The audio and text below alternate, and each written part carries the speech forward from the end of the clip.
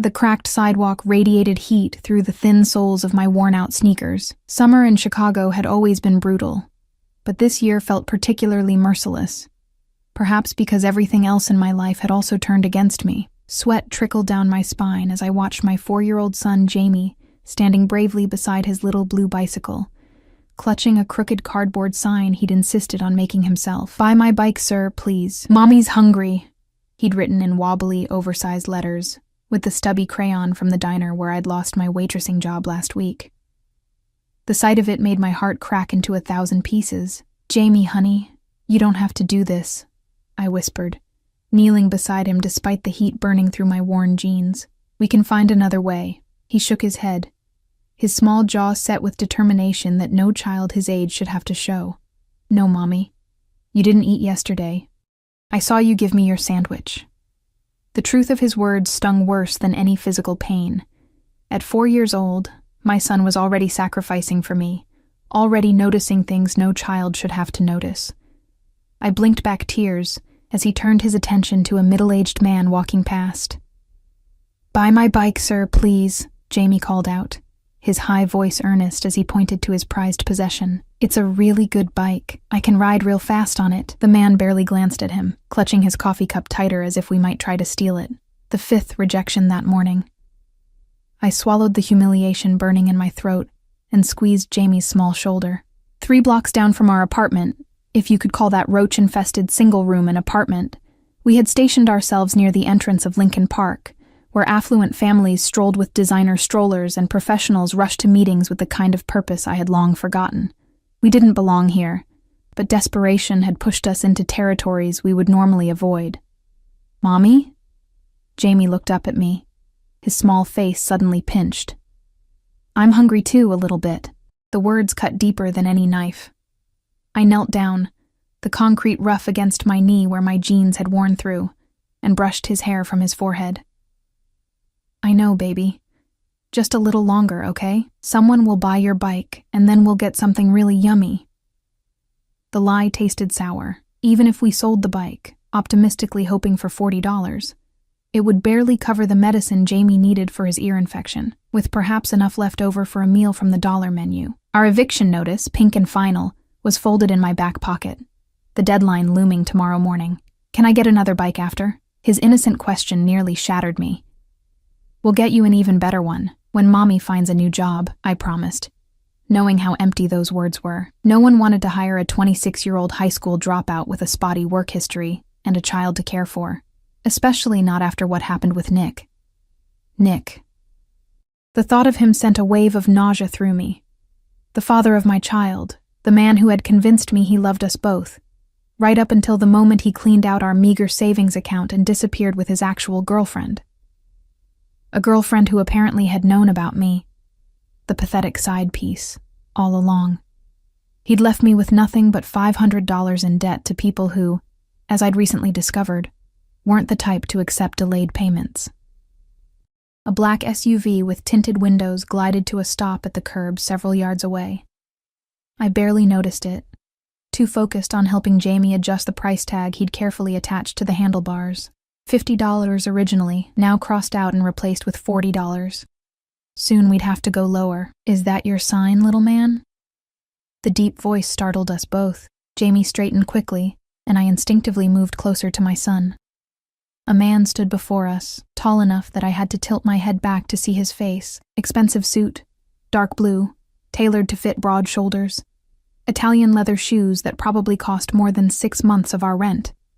He wasn't old. Early 30s perhaps, with olive skin and features that belonged on a luxury watch advertisement. "Yes, sir," Jamie replied, more confident with strangers than any child should be. "I'm selling my bike because my mommy needs food." I felt heat rush to my face, mortification washing over me in waves. "Jamie, that's not, we don't need to," I stammered, then fell silent under the stranger's intense gaze. His eyes, dark, assessing, scanned my face with uncomfortable intensity. There was something dangerous in that gaze, something that made the tiny hairs on my arms stand up despite the heat. "What's your name?" he asked, looking directly at me. "Elena," I answered, then bit my tongue. Why had I given my real name? His eyes shifted to Jamie. "And you, brave young man?" "James Nicholas Parker," Jamie announced proudly, using his full name the way children do when they want to sound grown up. "But everybody calls me Jamie, Nicholas." I winced at the middle name, a reminder of Jamie's father that I couldn't bring myself to change. The man's expression changed subtly at the mention of Nicholas, a tightening around his eyes that was gone so quickly I might have imagined it. He crouched down to Jamie's level, his expensive suit touching the dirty sidewalk without concern. "And you're selling this bike to buy food for your mother?" "Yes, sir," Jamie nodded solemnly. "And medicine for my ear. It hurts." The man reached into his jacket, and I instinctively stepped forward, my hand on Jamie's shoulder. But he only produced a wallet. Alligator leather, I guessed, and pulled out several bills. "I'll give you $500 for it." I blinked, certain I'd misheard. $500? It's just a child's bike. It's not even... Is $500 not enough? His expression didn't change, but something flickered in his eyes. Amusement, perhaps, or curiosity. "I can offer more." A chill ran down my spine despite the suffocating heat. Nobody paid $500 for a used children's bicycle with bent training wheels. Nobody. Why? The question slipped out before I could stop it. His lips curved slightly, not quite a smile. "Let's say I'm investing in a good cause."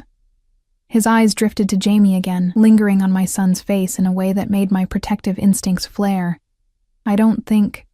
$700, he interrupted, still holding the cash, having added more bills.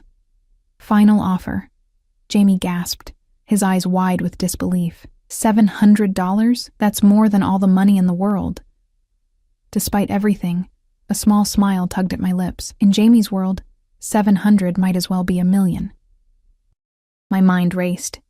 $700 would cover Jamie's medicine, our overdue rent, enough food for weeks, maybe even a security deposit on a better place. But the money felt dangerous, tainted somehow by this stranger's inexplicable interest. A sleek black sedan pulled up behind the SUV, and a man in a dark suit stepped out, scanning the area before opening the rear passenger door. The man standing before me didn't turn to look, but his posture shifted subtly, and I realized he was expected elsewhere. "I need to go," he said, his eyes still fixed on me. "Take the money."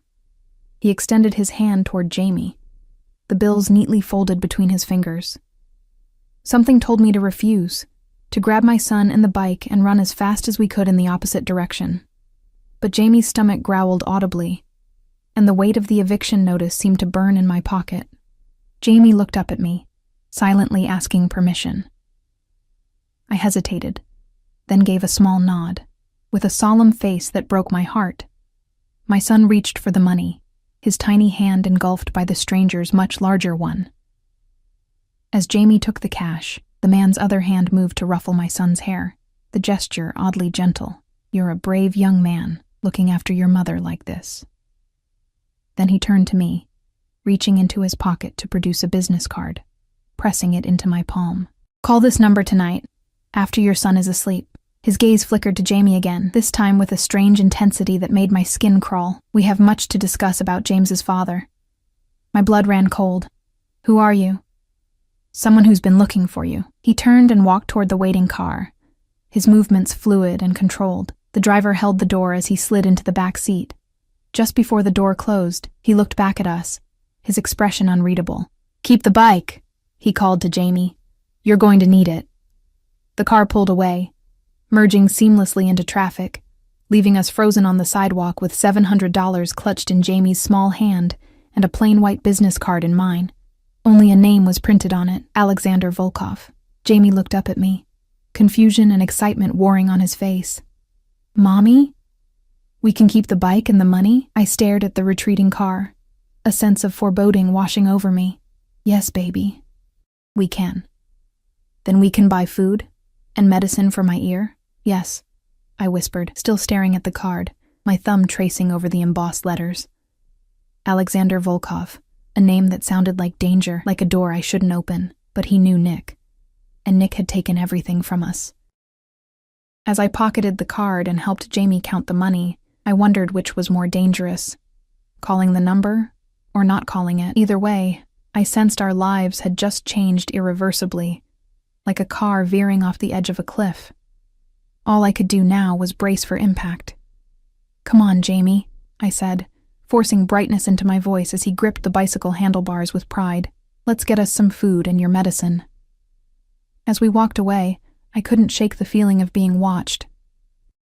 I glanced back once, half expecting to see the black car following us, but the street was filled only with ordinary people going about their ordinary lives I suddenly suspected we would never have again.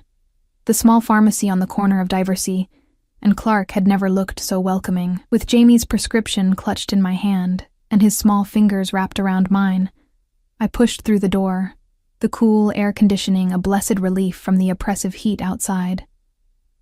"Can I have cherry Coke, Mommy?" Jamie asked, eyeing the refrigerator case filled with drinks. For once, I didn't have to say no. "Sure, baby, pick whatever you want." His face lit up with the kind of joy that made my chest ache. $700 was enough to say yes to a soda without calculating how many meals that would cost us. $700 meant medicine, food, and rent. It meant a momentary reprieve from the constant, grinding anxiety of poverty. But as I handed over the prescription to the pharmacist, I couldn't shake the unease that clung to me like a shadow. Money that came too easily usually came with strings attached. A lesson I'd learned repeatedly since dropping out of high school to follow Nick's empty promises. "It'll be about 15 minutes, the pharmacist said, barely looking up. "That'll be $47.50. I counted out the bills from the wad in my pocket, hyper-aware of how unusual it was for someone like me, in worn jeans and a faded t-shirt, to be paying with crisp $100 bills. But the pharmacist simply made change and waved us toward the waiting area. "Are you hungry, sweetheart?" I asked Jamie, who was already sipping his cherry Coke with the reverence usually reserved for rare treats. He nodded enthusiastically. "Can we get pizza? Real pizza, not the kind from the freezer that tastes like cardboard?" I smiled despite myself. "Yes, we can get real pizza." I didn't add that we hadn't had even freezer pizza in over a week, subsisting instead on canned soup and whatever the food bank had offered. While we waited for the prescription, I guided Jamie to the small grocery section and filled a basket with essentials: bread, milk, peanut butter, fruit, things I hadn't been able to afford in too long. The business card from Alexander Volkov burned in my pocket, a constant reminder that our sudden windfall came with an implicit deadline. Tonight, after Jamie was asleep. Back in our dingy one-room apartment, with its water-stained ceiling and temperamental plumbing, Jamie sat cross-legged on our pull-out sofa bed, happily devouring his second slice of pizza. The medicine had already eased the pain in his ear, and with a full stomach, he looked more like the carefree child he should be, rather than the solemn boy who'd stood on a street corner trying to sell his bicycle for his hungry mother. "Mommy, who was that man?" he asked suddenly, tomato sauce ringing his mouth. "The one who gave us all the money?" I carefully wiped his face with a napkin, buying time. "Just someone who wanted to help us." "But why did he want to talk about Daddy?" My hand stilled. Of course Jamie had caught that detail. He missed nothing. "I don't know, sweetheart. Is he going to find Daddy and make him come back?" The innocent hope in his voice made my stomach clench. Jamie barely remembered Nick, who'd been gone for almost 2 years now. But he clung to the idea of his father with the desperate optimism only a child could maintain. "I don't think so, baby," I said gently. "But we're doing okay. Just you and me, aren't we?" He nodded, but his eyes drifted to the small framed photo on our rickety side table. The only picture I'd kept of Nick, taken when Jamie was barely 2. Nick with his arm around me, both of us smiling. Jamie between us reaching for the camera with chubby hands. A perfect little family. What a lie that had been. "Time for your bath," I announced, changing the subject. "And then maybe we can watch a movie before bed." "The one with the dinosaurs?" His eyes lit up. The DVD of Jurassic Park was another relic from better days. Watched so many times it occasionally skipped, but Jamie never tired of it. Of course. An hour later, Jamie was clean, in fresh pajamas, and curled against my side on our sagging sofa bed, his eyes heavy as the familiar movie played on our second-hand TV. I stroked his hair, still damp from the bath, and felt the familiar surge of fierce love that had kept me going through the darkest days. For him, I would do anything. even call a mysterious stranger who seemed to know too much about us. When Jamie's breathing finally deepened into sleep, I carefully extracted myself from his side and stood at our single window, looking down at the street below. The neighborhood wasn't the worst in Chicago, but it wasn't somewhere I felt safe letting Jamie play outside alone. The streetlights cast yellow pools on the cracked sidewalk, and somewhere in the distance, sirens wailed, the constant urban soundtrack I'd long since learned to tune out. I pulled Volkov's card from my pocket and stared at it under the harsh light of our bare bulb. Just a name, embossed in simple black letters on heavy cream stock. No company, no position, no phone number. I flipped it over, and there it was, 10 digits written in precise handwriting. My hands trembled slightly as I reached for my phone, an ancient model that somehow still worked despite its cracked screen.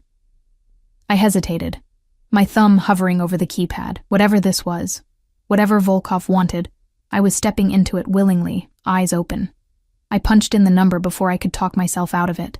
1 ring, 2, then Elena. Not a question.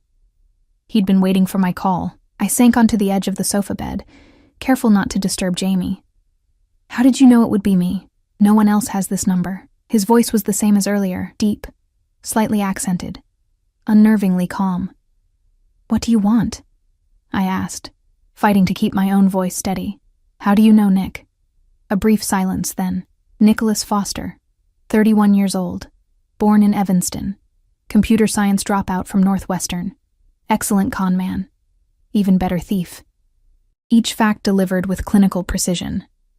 I gripped the phone tighter. That doesn't answer my question. No, it doesn't. I could almost hear the smile in his voice. I prefer not to discuss such matters over the phone. Are you free tomorrow morning? I glanced at Jamie, sleeping peacefully. I have my son. Of course. Bring him. My driver will collect you at 9. I'm not getting into a car with you. I don't even know who you are. A soft laugh, surprisingly warm. Cautious. Good. Then perhaps you'd prefer a public place. The Lincoln Park Zoo opens at 9. The sea lion pool. My associate will find you. The zoo was safe. Public. Jamie would love it. We hadn't been able to afford the entrance fee in months. Still, I hesitated. Why should I meet you at all? Because, Elena Parker, he said, my full name sending a chill down my spine. Nicholas stole something that belongs to me. Something far more valuable than what he took from you. And I think perhaps we can help each other recover what we've lost. Before I could respond, he continued, his tone shifting almost imperceptibly. Your son. His ear infection. The medicine is working? The question, so unexpected and ordinary, threw me. Yes. How did you? Children should not suffer for their parents' mistakes, he interrupted, his voice suddenly harder. I've taken the liberty of arranging an appointment for him tomorrow afternoon. A specialist. The address will be texted to you. I can't afford a specialist, I said automatically. It's been handled. The finality in his tone brooked no argument. Why are you doing this? I whispered, confused and increasingly unnerved by his interest in my son. A pause, longer this time. Let's just say I have a particular interest in seeing Nicholas Foster face the consequences of his actions. 9 o'clock, Elena. The sea lion pool. The line went dead before I could respond. I sat in the dim light of our apartment, the phone still clutched in my hand, my mind racing. Volkov knew things he shouldn't know. About Nick, about me, about Jamie's ear infection. He had money, power, and an agenda I couldn't begin to understand, and somehow, I'd become part of it. My phone buzzed with an incoming text. An address on Michigan Avenue, with a doctor's name and a time, 2:30 p.m., followed by another message. Car will be provided. Children deserve the best care. I set the phone down on the table with shaking hands. What had Nick stolen from this man? What kind of person arranged medical specialists for strangers' children while speaking of theft and consequences in the same breath? The answers, I suspected, would only lead to more questions. But one thing was becoming clear. Alexander Volkov wasn't simply a generous stranger. He was something far more dangerous. A man with the power and resources to find people who didn't want to be found. A man who didn't hesitate to insert himself into our lives with calculated precision. I crawled back onto the sofa bed beside Jamie, wrapping my arm around his small, warm body. He mumbled something in his sleep and curled closer.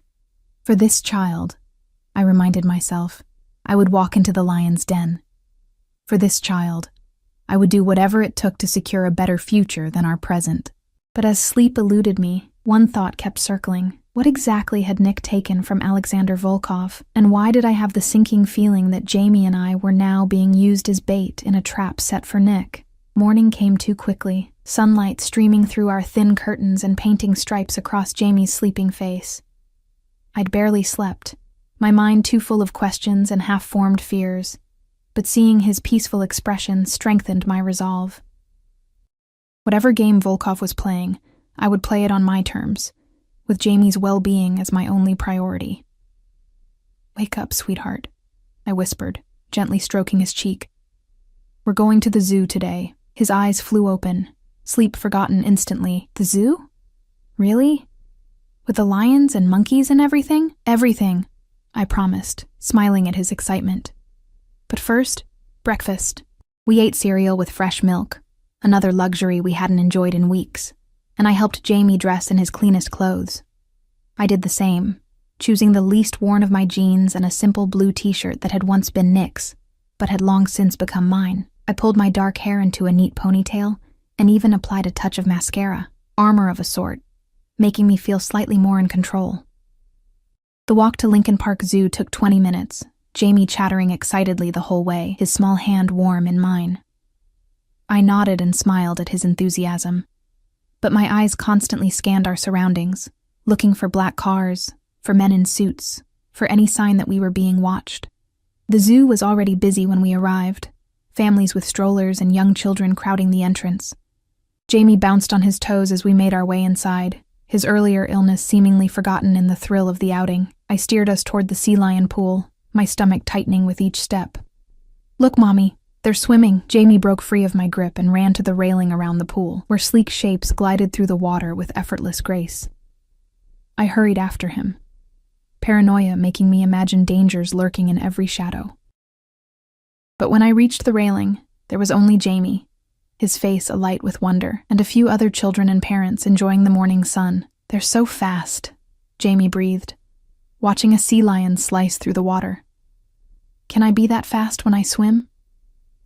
"Maybe with practice," I said, scanning the area again. 9 o'clock had come and gone. Had Volkov changed his mind, or was this some sort of test? He likes the sea lions. That's good. I find them rather peaceful myself. I whirled around, heart hammering. A woman stood behind us, elegantly dressed in a cream pantsuit that screamed money, her dark hair cut in a sleek bob that framed sharp cheekbones and assessing eyes. She wasn't what I'd expected. "You're Volkov's associate?" I asked cautiously. She smiled, the expression not quite reaching her eyes. "Katerina Orlova. You can call me Kat. And you must be Elena." Her gaze shifted to Jamie, who was still transfixed by the sea lions. "And this is James." "Jamie," I corrected automatically, stepping slightly in front of my son. "Where's Volkov?" "Alexander is a busy man. He sent me to bring you to him." She glanced at her watch. Slim, gold, probably worth more than everything I owned. "We should go. He doesn't like to be kept waiting." I said I wouldn't get in a car with strangers. Her smile widened fractionally. "Then it's fortunate we're not strangers anymore, isn't it?" She held out her hand to Jamie, who had finally noticed her presence. "Hello, Jamie. Would you like to see some tigers today?" Jamie looked up at me, his eyes pleading. "Can we, Mommy?" I hesitated, caught between caution and the knowledge that we were already too deep in whatever this was to back out now. "Where exactly are we going?" "Just to the other side of the park," Kat replied smoothly. "Alexander has a private viewing area. The tigers are much more active in the morning. A private viewing area at a public zoo. Just how much influence did this man have?" "Please, Mommy." Jamie tugged at my hand. "I want to see the tigers." I looked from his hopeful face to Kat's impassive one. "All right," I conceded. "But we stay in public areas and we'll leave any time I say so." Kat's smile never faltered. "Of course." As we followed her through the zoo, Jamie skipping alongside us, I couldn't shake the feeling that I was walking willingly into a spider's web, drawn by curiosity and desperation in equal measure. And somewhere at the center of that web waited Alexander Volkov, a man who knew too much about us, who had $700 to spare for a child's bicycle, and who, for reasons I couldn't fathom, had taken a particular interest in the welfare of my son. The private viewing area turned out to be a secluded pavilion overlooking the tiger habitat, cordoned off with discreet velvet ropes that a uniformed zoo employee silently removed as we approached. The space was furnished with comfortable chairs and a small table laden with pastries, fruit, and a silver carafe that I assumed contained coffee. It looked like something out of a luxury safari resort, not a public city zoo. "Tigers!" Jamie gasped, rushing to the railing. Below, 3 massive Siberian tigers prowled their territory, muscles rippling beneath their striped coats. One of them, as if on cue, looked up directly at us and let out a rumbling sound that was somewhere between a purr and a growl. "The large male is called Victor," said a now familiar voice from behind us. "He was rescued from an illegal private collection in Moscow. Magnificent creature, isn't he?" I turned to find Alexander Volkov stepping into the pavilion, dressed more casually than yesterday in dark slacks and a crisp white shirt with the sleeves rolled up to reveal strong forearms. He looked different in daylight, younger perhaps, but no less intimidating. "Mr. Volkov," I acknowledged, instinctively positioning myself between him and Jamie. "Alexander, please." His dark eyes moved past me to where Jamie was pressed against the railing, enthralled by the tigers. "Your son seems to appreciate Victor." "Children are easily impressed by dangerous things," I replied, the double meaning not lost on either of us. "They don't recognize the threat until it's too late." His lips curved in a hint of a smile. "Perceptive." He gestured to the table. "Please help yourself. The almond croissants are particularly good." Jamie turned at the mention of food, his eyes widening at the spread. "Can I have some, Mommy?"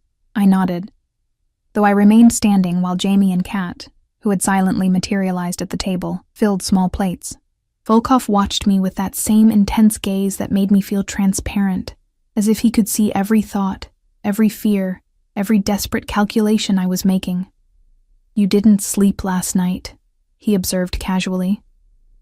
"The circles under your eyes. You were worried about our meeting, wouldn't you be? A stranger gives my son hundreds of dollars, knows my full name, knows about my ex, arranges medical appointments we didn't ask for." I kept my voice low, mindful of Jamie happily devouring a chocolate-filled pastry nearby. "What am I supposed to think? That I have resources you need," he replied simply. He moved to the silver carafe and poured 2 cups of coffee, offering one to me. "And that we share a common interest in Nicholas Foster." I accepted the coffee but didn't drink. "What did he take from you?" Volkov's expression hardened almost imperceptibly. "Something irreplaceable. Money?" A short, humorless laugh. "If only it were so simple." He sipped his coffee, his eyes never leaving mine. "Tell me, Elena, what exactly did Nicholas tell you about his work?" I frowned, trying to recall those early days with Nick. "He said he was a consultant, he'd security or something. He traveled a lot." "And you never questioned why an IT consultant could afford a 3-bedroom condo in Lincoln Park, the weekend trips to New York, the Rolex watches?" My cheeks burned with remembered shame. Of course I'd questioned it, in the beginning. But Nick had answers for everything. Successful investments, a generous family inheritance, lucrative side projects he couldn't discuss due to NDAs. And I, 22 and dazzled by attention from a handsome, seemingly successful man, had chosen to believe him. "I was young," I said simply. "And stupid." Volkov's gaze softened slightly. "Youth is not a crime. Naivety is not a sin." He set down his cup. "Nicholas Foster is not what he claimed to be. He is not an IT consultant. He is a thief. A very specialized one. He steals information, identities, access, and occasionally physical objects of particular value." My stomach clenched. I'd suspected Nick wasn't entirely legitimate, especially after he vanished with our savings. But hearing it confirmed was different. "And he stole something from you?" "Yes." Volkov's jaw tightened. 2 things, actually. A flash drive containing extremely sensitive information, and my sister's heart. I blinked, certain I'd misheard. "Your sister?" "Irina." He gestured toward Kat, who was helping Jamie feed apple slices to a peacock that had wandered into the pavilion. Katerina's twin. Nicholas seduced her to gain access to my private servers. He used her, just as he used you. But Irina... His voice hardened. Irina believed he loved her. Understanding dawned, cold and nauseating. She was the girlfriend, the one he left with. Volkov nodded once. He disappeared with her 2 years ago. Vanished completely, along with the data he stole and several million in cash and jewelry. I stared at Kat, seeing her now with new eyes, the cold detachment, the careful assessment when she'd looked at Jamie.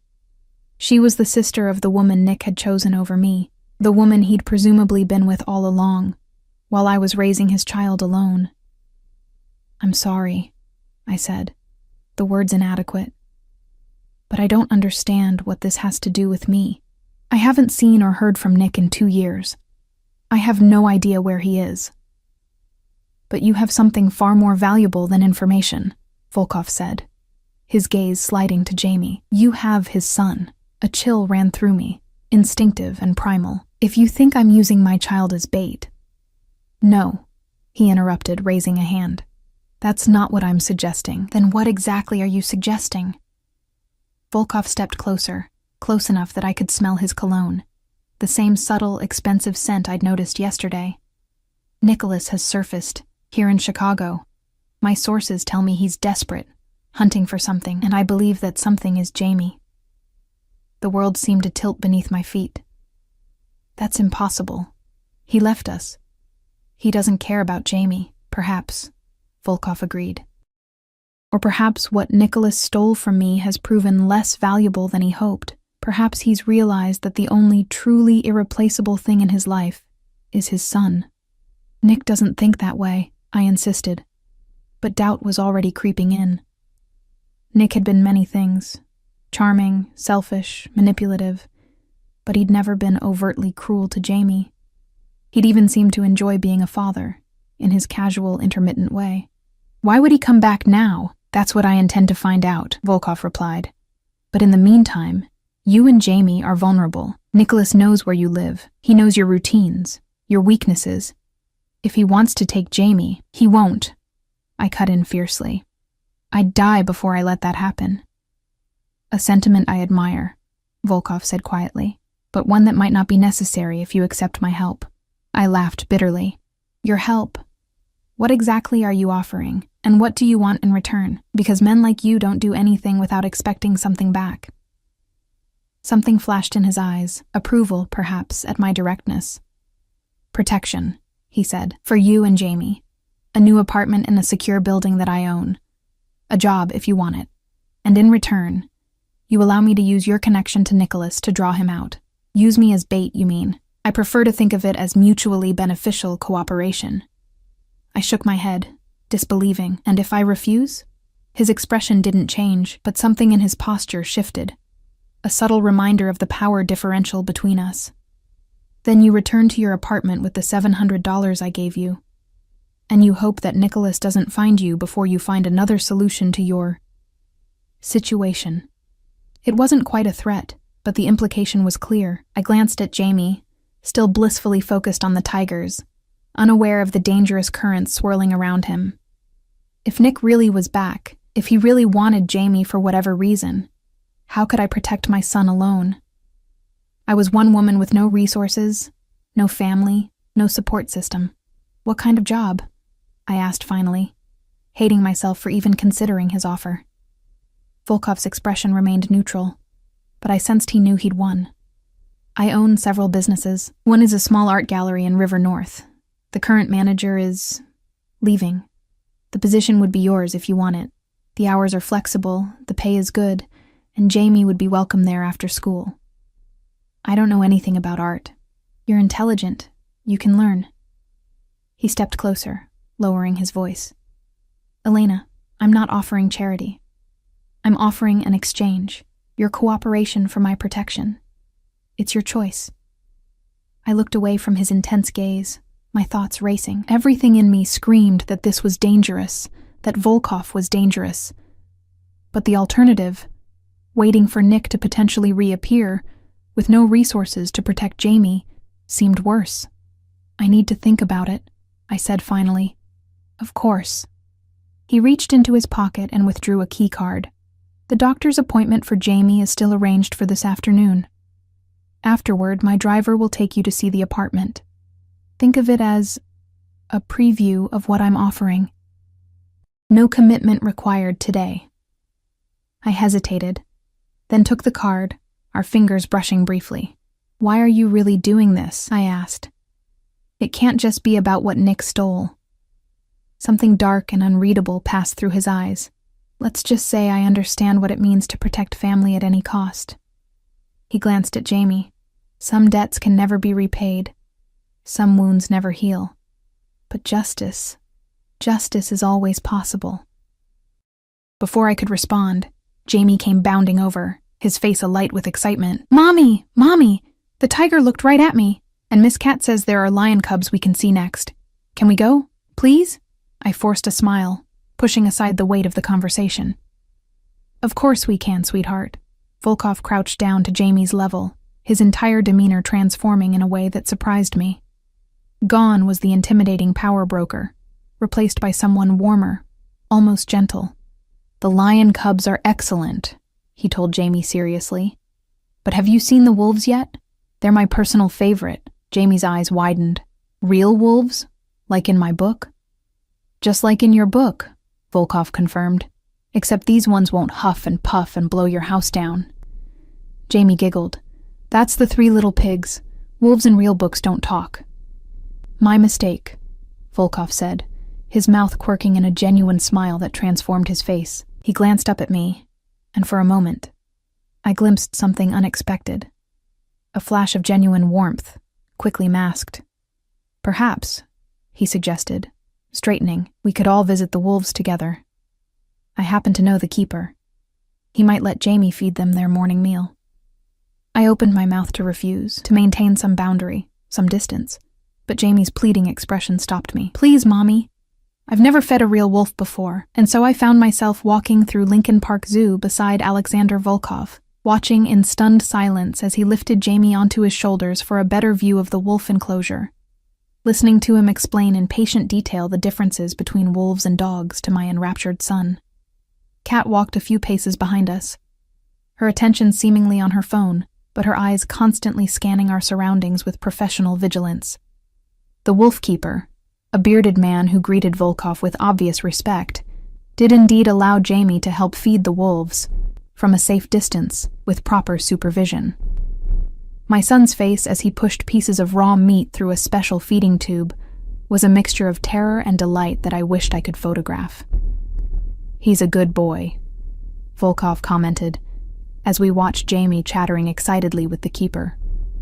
Brave, curious, like his mother. I glanced at him, surprised by the compliment. You don't know me? I know enough, he replied. I know you've raised him alone. I know you've sacrificed everything for him. I know you were willing to sell his beloved bicycle to feed him. These are not small things, Elena. There was a sincerity in his voice that caught me off guard. He's my son, I said simply. What choice did I have? There are always choices, Volkov said quietly. Many parents make different ones. Before I could respond, Jamie came running back, his eyes bright with excitement. Mommy, the wolves know their names. The keeper called Lobo and he came right over. Can we get a wolf, please? I laughed despite myself. I think our apartment is a little small for a wolf, honey. Not your current apartment, Volkov interjected smoothly, but the new one has a private garden. Perhaps a dog would be possible. He looked directly at me as he said it, a clear reminder of his offer. Jamie gasped. A garden? And a dog? Really? He turned his pleading eyes to me, and I felt the trap closing around us. A trap baited with security, comfort, and the simple joys my son deserved. We'll see, I said noncommittally, but Volkov's knowing smile told me he understood exactly how effectively he'd played his hand. As the morning stretched into afternoon, I found myself increasingly confused by Alexander Volkov. The dangerous, powerful man who had appeared in our lives so suddenly kept being replaced, momentarily, by someone who patiently answered Jamie's endless questions, who knew the names of every animal in the zoo, who bought my son an ice cream cone and didn't even blink when most of it ended up on his expensive shirt. But then I would catch him scanning the crowds with calculating eyes, or notice the subtle communications between him and Kat, or remember the controlled menace in his voice when he spoke of Nick, and the illusion would shatter. This was still a man who had found us with disturbing ease, who knew details of our lives he shouldn't know, who had maneuvered us expertly into a position where his offer seemed like the only reasonable choice. "It's time for Jamie's appointment," Kat announced as we exited the reptile house. "The car is waiting." I tensed, my momentary comfort evaporating. This was it. The moment when we would have to decide whether to get into a car with these people, to trust them enough to take my son to a doctor I'd never met. Volkov must have sensed my hesitation. "Elena," he said quietly, drawing me slightly aside while Kat showed Jamie a colorful parrot perched near the exit. "I understand your caution. If you prefer, you can take a taxi to the doctor's office. The appointment is legitimate. Dr. Lowell is one of the best pediatric ENT specialists in the city." I studied his face, trying to discern his true intentions. "And after the appointment, the choice is yours," he said simply. "My driver will be available to take you to see the apartment, or you can go home. Think about my offer. Call me when you've decided." Me. The sincerity in his voice seemed genuine, but I'd been fooled by charming men before. Still, something told me that whatever Volkov's ulterior motives might be, he wouldn't harm Jamie. The way he'd interacted with my son throughout the morning had been too natural, too unguarded, to be entirely an act. "We'll take the car to the doctor," I decided finally. "After that, we'll see." He nodded, accepting my conditional trust as a small victory. "One more thing," he added, his voice dropping even lower. "If Nicholas contacts you in any way, call me immediately, day or night. Promise me this, Elena." The intensity in his eyes was unsettling. "I promise," I said, though I doubted Nick would suddenly reappear after 2 years of silence. But as Jamie and I followed Kat to a sleek black car waiting at the zoo entrance, Volkov's warning echoed in my mind. For the first time, I allowed myself to truly consider the possibility that Nick might come back, not for me, but for Jamie. And if he did, I realized with growing certainty, I would need more than locks on my door and $700 in my pocket to keep my son safe. I would need someone like Alexander Volkov, someone with power, resources, and a personal vendetta against Nicholas Foster. The question was, could I trust him? And more importantly, could I afford not to? Dr. Lowell's office occupied the top floor of a gleaming medical building on Michigan Avenue, with views of the lake that must have cost a fortune. The waiting room looked more like a luxury hotel lobby than a doctor's office, with plush leather chairs, contemporary art on the walls, and a reception desk staffed by a woman who greeted us by name before we'd even introduced ourselves. "Mrs. Parker and Jamie," she said warmly. "Dr. Lowell is expecting you. Please, make yourselves comfortable." It won't be long. I perched uncomfortably on the edge of a leather chair, hyper-aware of my worn jeans and simple t-shirt in these opulent surroundings. Jamie, however, was immediately drawn to a corner of the waiting room that had been designed for children, complete with tablets loaded with games and a small aquarium with tropical fish. "Look at the blue one, Mommy," he called, pressing his nose against the glass. "Don't tap on the tank, sweetheart," I reminded him automatically, my mind still processing the events of the morning. It had been surreal, watching Jamie interact with Alexander Volkov at the zoo. My son, usually shy with strangers, had taken to the man with an ease that both worried and fascinated me. And Volkov himself had shown a side I hadn't expected, patient, knowledgeable, almost warm when speaking to Jamie. It didn't align with the dangerous, calculating image I'd formed of him, and that inconsistency made me uneasy. "Mrs. Parker?" A nurse in elegant navy scrubs appeared at a doorway. "We're ready for Jamie now." The examination was thorough but quick.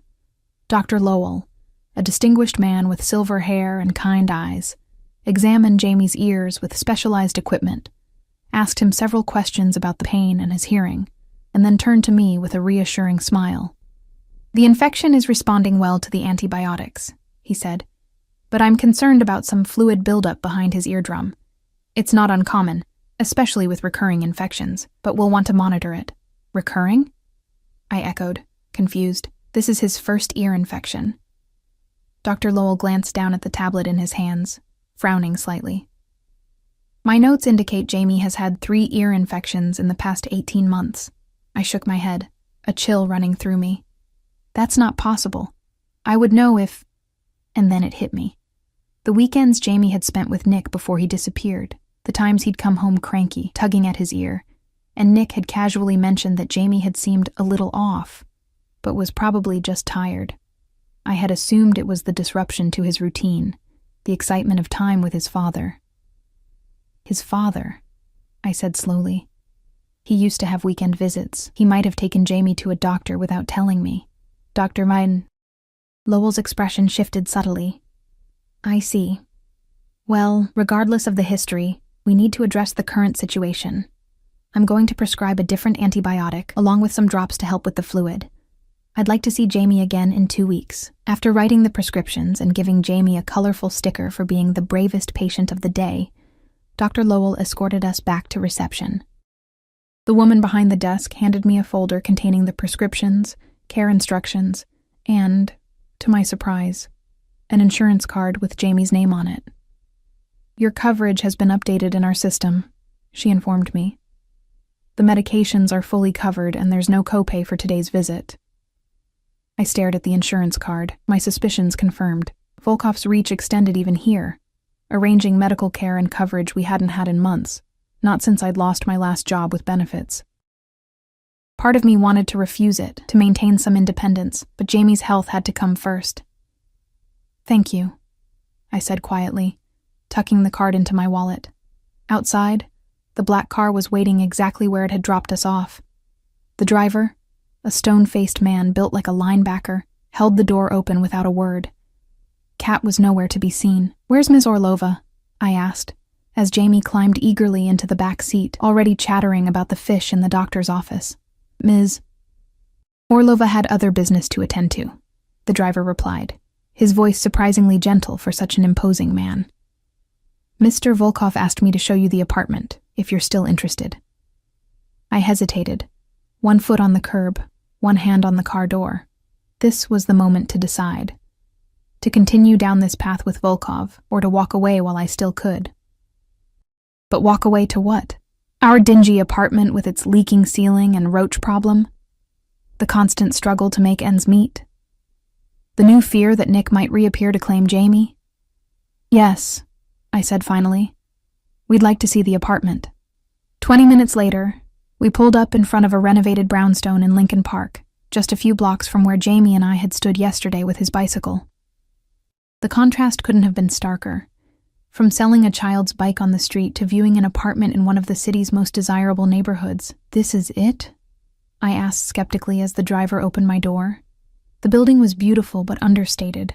Nothing like the flashy high-rises I'd imagined Volkov would own. Mr. Volkov prefers privacy and security over ostentation, the driver explained, leading us to a private entrance at the side of the building. He swiped a keycard similar to the one Volkov had given me, and a heavy door unlocked with a soft click. The elevator requires the same card. The elevator opened directly into the apartment, or rather, what I soon realized was a 2-story penthouse that occupied the top floors of the building. I stepped out into a spacious living area with floor-to-ceiling windows that offered a sweeping view of the park and the lake beyond. The furnishings were elegant but comfortable. A plush sectional sofa, a dining table that could seat 8, an open kitchen with gleaming appliances I barely recognized. Wow! Jamie exclaimed, breaking free of my hand to run across the polished hardwood floors. Mommy, look at the TV. It's bigger than our whole apartment. He wasn't exaggerating by much. The television mounted on one wall was massive, flanked by built-in bookshelves filled with books, some of which I noted with surprise were children's titles. There are 3 bedrooms, the driver informed us, standing respectfully by the elevator. The master suite is through those doors, and the 2 smaller bedrooms are up the stairs. One has been prepared for the boy. Something in his tone made me glance at him sharply. Prepared how? Instead of answering, he gestured toward the spiral staircase. Perhaps you should see for yourself. Curious and increasingly uneasy, I followed Jamie, who was already halfway up the stairs. At the top was a short hallway with 2 doors. Jamie pushed open the first one and froze in the doorway, a gasp escaping him. "Mommy," he whispered. It's... I peered over his shoulder and felt my own breath catch. The room had been decorated as a perfect little boy fantasy. One wall painted with a mural of a jungle scene complete with tigers and wolves, a bed shaped like a race car, shelves filled with toys and games, and in the corner, a child-sized desk with art supplies and a small laptop.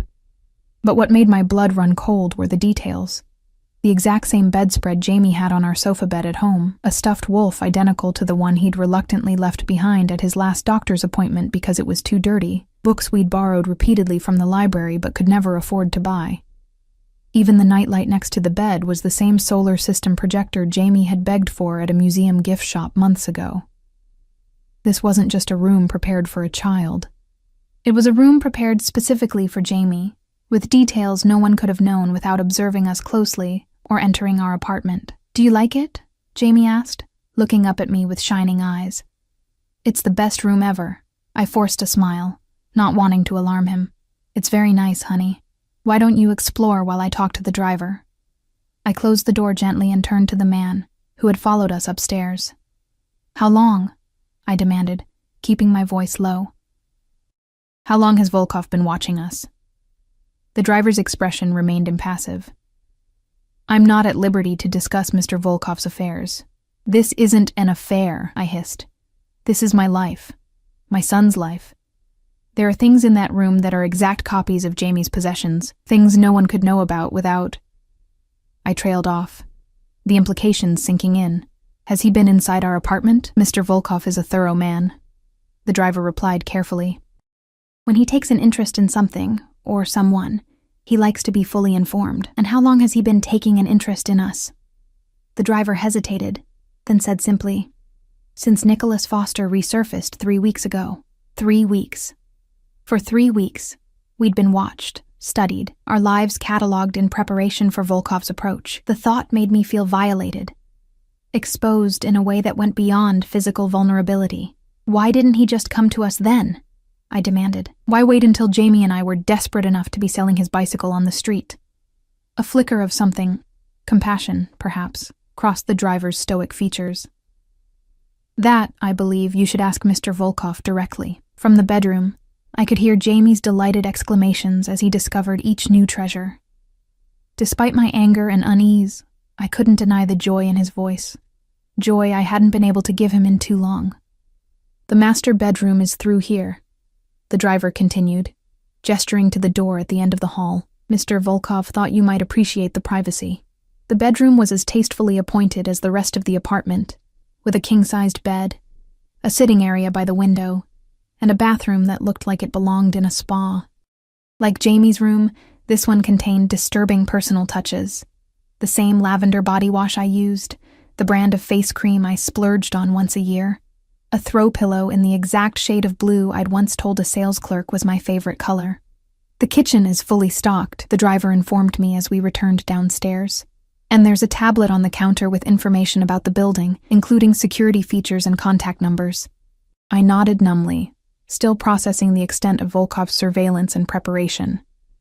Part of me wanted to grab Jamie and flee, to run as far as possible from Volkov's web of control and manipulation. But another part, a part I wasn't proud of, looked at this beautiful, safe space and thought of how Jamie's face had lit up at the room designed just for him. "Mr. Volkov will call you this evening," the driver said, moving toward the elevator. "He suggested you might want time to acclimate." "Wait," I called as he stepped into the elevator. "What's your name?"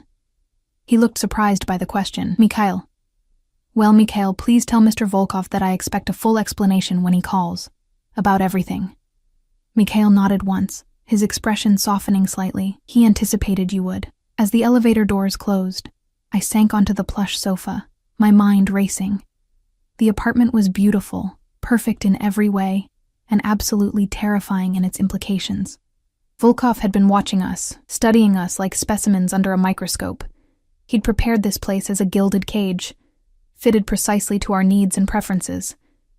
And yet, And yet Jamie was upstairs, happier than I'd seen him in months. We were safe from eviction, from hunger, from the constant grinding anxiety of poverty. Jamie had medical care, toys, his own room. All the things I'd failed to provide him. The price was our independence, our privacy, and our involvement in whatever game Volkov was playing with Nick. A game that clearly had stakes high enough to warrant this level of investment and preparation. I moved to the wall of windows, looking out at the park where, just yesterday, Jamie had tried to sell his bicycle to feed me. The contrast was so stark it made my head spin. In 24 hours, we'd gone from desperate to, what? Protected? Imprisoned? Both? My phone buzzed with a text message. Unknown number, but I knew immediately who it was from. The apartment meets with your approval? I typed back. How long have you been watching us? The reply came instantly. Long enough to know you deserve better than selling your son's bicycle on a street corner. My fingers trembled as I typed. And Jamie's room? The exact copies of his things? A longer pause this time. Then, I wanted him to feel at home. Children need stability. We had stability, I shot back. It wasn't fancy, but it was ours. Was it? Came the reply, with eviction looming, with Nicholas potentially returning. That's not stability, Elena. That's standing on the edge of a cliff in a strong wind. I couldn't argue with that assessment, however much I wanted to. I was still formulating a response when another text arrived. Dinner will be delivered at 6. The kitchen is stocked if you prefer to cook. There are clothes for both of you in the closets. Make yourselves comfortable. We'll talk later. I set the phone down, torn between outrage at his presumption and a grudging appreciation for his thoroughness. Clothes, food, a safe place to sleep. All the things I'd been struggling to provide. Mommy! Jamie's voice drifted down from upstairs. There's a telescope up here, and it works. I can see the whole park. I closed my eyes briefly, weighing my options. We could leave right now, return to our apartment, cling to our independence, and face whatever came next alone.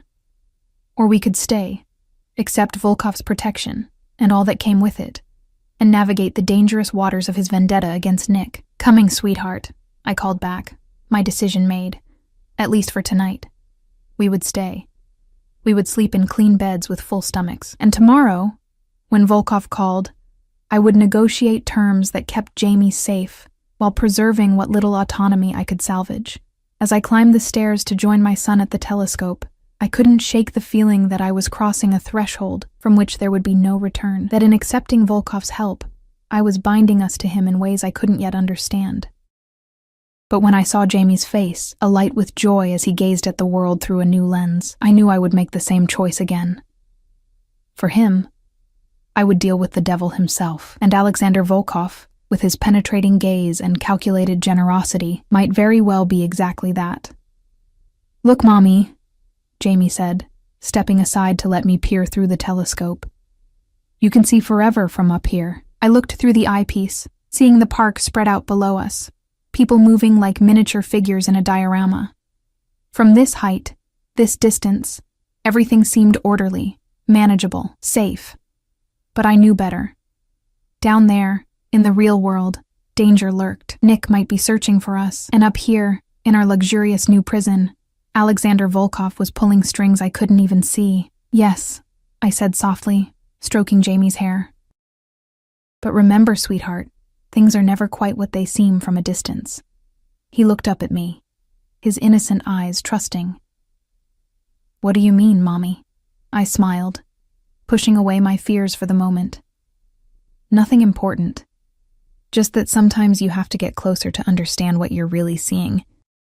And I had a feeling that in the days to come, I would be getting much closer to understanding exactly what Alexander Volkov wanted from us, and what price we would ultimately pay for his protection. The sun had just begun to set when the intercom chimed. Jamie, exhausted from exploring every inch of the apartment, was dozing on the sofa beside me, his head in my lap as I absently stroked his hair. Mrs. Parker, came a voice I recognized as Mikhail's. Dinner has arrived. Shall I send it up? I pressed the response button. Yes. Thank you. Minutes later, The elevator doors opened to reveal Mikhail with several bags from an upscale Italian restaurant. The delicious aroma of garlic and tomato sauce filled the apartment as he efficiently arranged containers on the dining table. "Mr. Volkov thought you might enjoy this," he explained, unpacking pasta, salad, breadsticks, and even a bottle of wine. "He'll be calling shortly after 7, if that's convenient." I nodded, noting that Mikhail seemed to be waiting for my explicit approval, a small courtesy that felt significant somehow. "That's fine. Thank you, Mikhail." As he turned to leave, I added, "The apartment is beautiful. You can tell him that much." A ghost of a smile touched his stoic features. "I will, Mrs. Parker." After he left, I gently woke Jamie. His sleepy delight at the feast spread before us temporarily pushed aside my misgivings. We ate at the elegant dining table, Jamie chattering about all the treasures he'd discovered in his room, me listening and smiling and trying to ignore the growing knot of tension in my stomach as 7 o'clock approached. At precisely 7:15, as I was clearing our dishes, my phone rang. Unknown number, but I knew who it was. "You enjoyed the pasta, I hope," Volkov said when I answered, his voice smooth and confident. "How did you—" I began, then cut myself off. "Never mind. Of course you know what we ate. You probably have cameras in here too." "No cameras," he replied, and I was surprised to detect a hint of something like offense in his tone. "I have respect for privacy, Elena. I simply ordered what most children enjoy." I snorted softly. "Respect for privacy? That's rich coming from someone who's been watching us for weeks." A pause. "Fair point, though I'd characterize it as keeping you safe rather than watching you." "Semantics," I countered, moving to the living room where I could keep an eye on Jamie, who was back at the telescope, happily stargazing, perhaps. Another pause. "You're angry about the room. It wasn't a question. Wouldn't you be? Finding out someone's been studying your life closely enough to recreate your child's belongings down to the smallest detail, it's invasive." "It was meant as a kindness," he said quietly.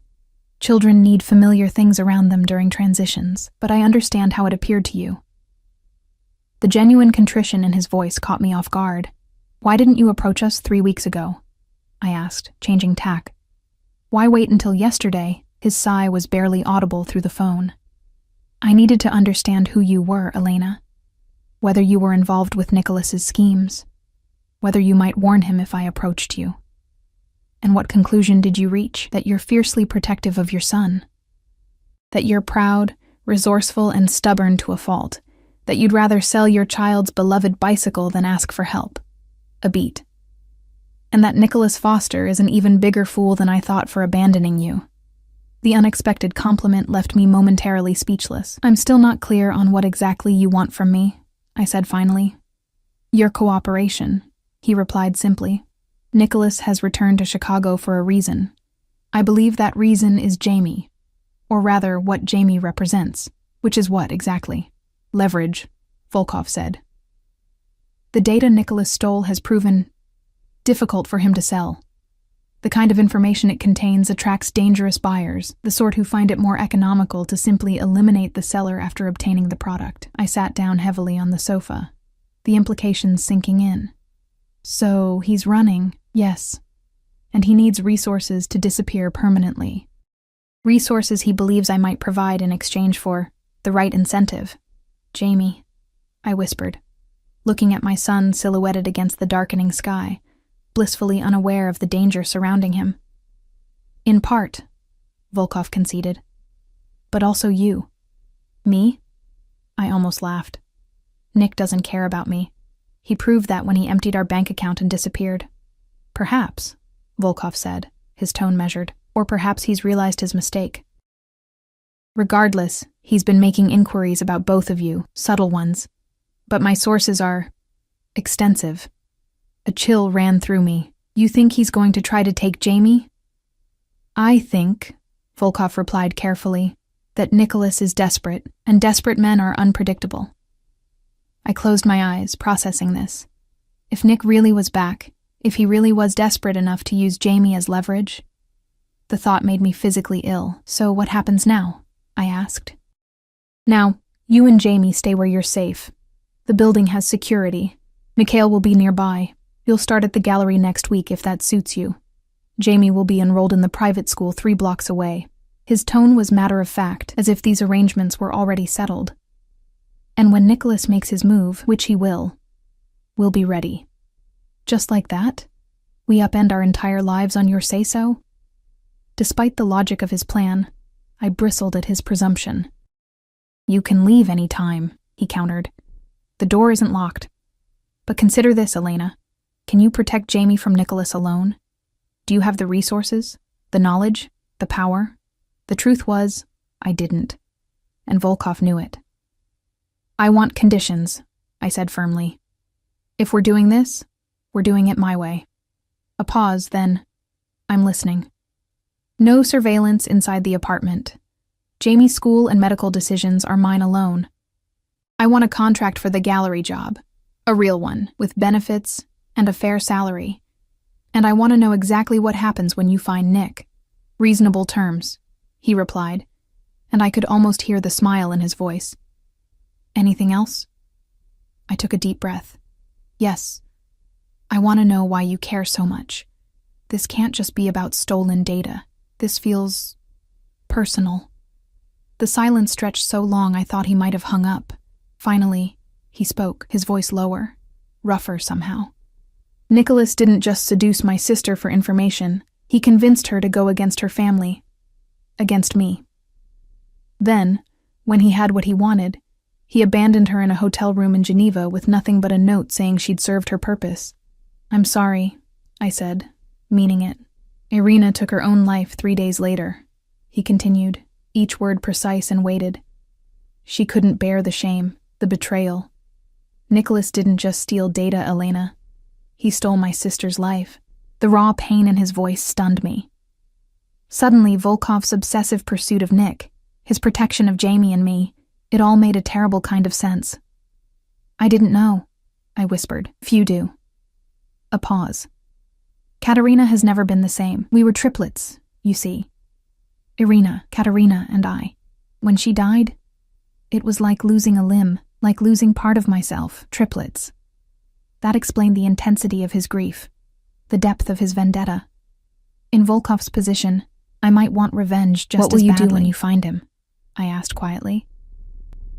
Do you really want to know? I considered that. No, I decided. I don't. But I want your word that Jamie will never know any of this, that he'll be protected from whatever happens. You have it, Volkov replied without hesitation. I would never harm a child, Elena, not even the child of the man who destroyed my sister. For some reason, I believed him. Then we have a deal, I said, making my decision. We'll stay. We'll help you find Nick, but remember, Jamie's safety comes first, always. On that at least, we are in perfect agreement, Volkov said. Get some rest, Elena. We'll speak more tomorrow. After we hung up, I sat in the dimming light of the luxurious apartment, watching my son as he continued his fascinated exploration of the night sky through the telescope. Everything had changed so rapidly. Our circumstances, our future, our safety.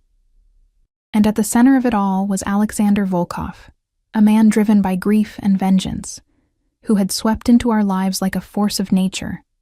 I still didn't fully trust him, but I understood him now in a way I hadn't before. And understanding, I was beginning to realize, was its own kind of power. 2 months later, I stood in the quiet elegance of Volkov Gallery, making final adjustments to a new exhibition of emerging Russian artists. The space, with its gleaming hardwood floors and perfect lighting, had become familiar territory. To my surprise, I'd taken to the work naturally, my eye for detail and organization making me an effective manager. Jamie thrived in his new school, making friends and excelling in his classes. The ear infection was long gone, and regular checkups with Dr. Lowell had confirmed he was perfectly healthy. In the evenings, we would return to our apartment, which I had gradually come to think of as home, and Jamie would chatter about his day while I prepared dinner in the gleaming kitchen. Volkov himself had become a regular presence in our lives, stopping by the gallery frequently, occasionally joining us for dinner. To my ongoing surprise, he and Jamie had developed a genuine bond. Volkov taught him chess, brought him books on astronomy and wildlife, listened with serious attention to Jamie's endless questions about the world. And I found myself increasingly drawn to the complex, dangerous man who had rescued us from desperation. Beneath his controlled exterior was a depth of feeling I hadn't expected. Grief for his sister, yes, but also a capacity for kindness, for humor, for connection, that emerged gradually, like a plant slowly turning toward the sun. "The lighting is wrong on the Petrov piece," came a familiar voice from behind me. I turned to find Volkov standing in the gallery doorway, impeccably dressed as always in a charcoal suit that emphasized his broad shoulders. "It's not wrong," I countered. "It's intentionally shadowed to highlight the contrast in the lower quadrant." His lips quirked in that almost smile I'd come to recognize. "Always so confident in your opinions." "You hired me for my eye," I reminded him. "Not for my agreement," he chuckled, a warm sound that still surprised me whenever I heard it. "Indeed I did." He moved closer, studying the painting. "Perhaps you're right. It does have a certain tension this way." I smiled, pleased by his concession. These small victories felt significant somehow. "Jamie staying late at school today?" he asked, though I knew he was perfectly aware of my son's schedule. "Science club," I confirmed. "He's building a model of the solar system." Volkov nodded, his expression softening at the mention of Jamie. It was a transformation I'd observed repeatedly, the way his guarded demeanor lightened whenever my son was the subject. "There's been a development," he said, his tone shifting to something more serious. "Nicholas made contact yesterday." My breath caught. Despite 2 months of preparation, the reality of Nick's return still had the power to frighten me. With who? One of my associates. A carefully orchestrated chance meeting. Volkov's face was unreadable. "He's looking for a way to approach you, to reconnect with his son. And you're going to give it to him," I said, not a question. Volkov inclined his head slightly. "A charity gala, next Saturday. He'll believe one of the waitstaff is feeding him information, but of course, they work for me." The trap was closing. After weeks of subtle manipulation, Nick was being drawn precisely where Volkov wanted him. I'd known this was coming, had agreed to it, but now that the moment was approaching, I felt unexpectedly conflicted. "You're having second thoughts," Volkov observed, his perceptiveness as unsettling as ever. "Not second thoughts," I said slowly. "Just memories. It's strange to think of facing him again after everything that's happened." Volkov stepped closer, close enough that I could smell his cologne, a scent I'd come to associate with safety. Despite everything. "You don't have to do this, Elena. Say the word and I'll find another way." The offer surprised me. We had a deal. Deals can be renegotiated. His dark eyes studied mine. "Your comfort matters to me." It was the closest he'd come to acknowledging the shifting nature of our relationship. The tension that had been building between us over weeks of shared meals, of late-night conversations after Jamie was asleep, of moments when his hand had lingered on mine a second too long to be purely professional. "I want to see him," I decided. "I want him to see what he gave up. What he can never have again." Something fierce and approving flashed in Volkov's eyes. "As you wish." He was standing very close now, close enough that I could see the faint lines at the corners of his eyes, could feel the warmth radiating from him. "Alexander," I said softly, using his first name deliberately. "When this is over, when you've found whatever closure you're looking for, what happens to us?" The question had been building for weeks, unasked but ever present between us. Now, with Nick's appearance imminent, I needed to know. He raised his hand, his fingers brushing my cheek with unexpected gentleness. "What do you want to happen, Elena?"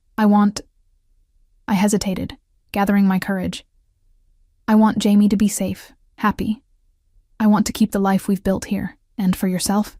He pressed, his voice low. I met his gaze directly. "I want to stop being afraid of Nick, of poverty, of depending on someone who might disappear." I took a deep breath. "I want to trust again, even though it terrifies me." Understanding dawned in his eyes. Slowly, deliberately, he took my hand in his. "I am not Nicholas," he said, each word weighted with promise. "I do not abandon what is mine. Ever." The possession in his voice should have alarmed me. Instead, it sent a shiver of something like anticipation through me. Over these past months, I'd come to understand Alexander Volkov, his fierce loyalty, his protective instincts, his capacity for both ruthlessness and tenderness. I'd seen how he looked at Jamie with a care that went beyond strategy or manipulation, and I'd seen how he looked at me when he thought I wouldn't notice, with a hunger that matched my own growing desire. "And am I yours?" I asked, my voice barely audible. His fingers tightened around mine. "That, Elena, is entirely your decision." The gallery was silent around us, the afternoon light painting golden patterns across the polished floor. In that moment, I saw our future unfolding like a road with many possible turns. Some dangerous, some promising, all of them irrevocably changed by the man standing before me. "Yes," I said simply. And then, because courage comes in many forms, I leaned forward and pressed my lips to his. The kiss was brief, but definitive. A seal on an unspoken agreement. When I pulled back, Volkov's eyes had darkened, his controlled expression momentarily disrupted by something raw and powerful. "Saturday," he said, his voice rougher than before. "After the gala, Nicholas will be dealt with, and this chapter will be closed. And then, Elena Parker, you and I will begin something new." It was a promise and a warning both. I nodded, accepting all it implied. Saturday. As he left the gallery, his steps measured and purposeful, I turned back to the Russian paintings with their shadows and light, their hidden depths and stark beauty. Like the man who had collected them, they revealed themselves slowly, layer by layer, to those patient enough to look beyond the surface.